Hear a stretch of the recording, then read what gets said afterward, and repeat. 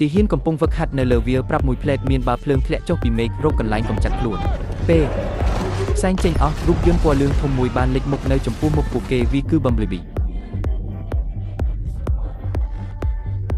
មេបញ្ជាការឈប់ស្ងៀមនៅទីនោះមិនដឹងថាត្រូវធ្វើអ្វីខណៈពេល Bumblebee បានយល់សំឡេងកងជំនួយកំពុងមកជិតក៏ភ័យហើយរត់ចូលព្រៃទៅនៅពេលមន្ត្រីចាប់ផ្ដើមប្រតិកម្មគាត់បានដឹកនាំកម្លាំងជំនួយឲ្យដេញតាមភ្លាមមិនយូរទេពួកគេបានដេញទាន់ Bumblebee ដែលបានផ្លាស់ប្ដូរទម្រង់ភ្លាមនៅចំមុខភ្នែកពួកគេទៅជារជីតក្រោមការវាយប្រហារយ៉ាងខ្លាំងពីទាហាន Bumblebee មិនមានជំរឿទេត្រូវរត់គេចដោយអស់សង្ឃឹមបន្ទាប់ពីជិះគ្រាប់បែកបានគាត់ក៏កាន់ដាវប្រវែង15មួយជើងហើយវាយកាត់ដើមឈើធំពីរដើមបិទផ្លូវទាហានជាបណ្ដោះអាសន្នតែគាត់មិនទាន់ទៅឆ្ងាយទេទាហានបានតាមទាន់មកវិញហើយកំពុងគ្រោងរត់ចូលទៅក្នុងរ៉ែគាត់ត្រូវរថយន្តសັບកង់បុកភ្លាមទាហានបានព័ទ្ធជុំវិញគាត់យ៉ាងលឿនមួយផ្លែតនោះ Bumblebee និយាយឡើង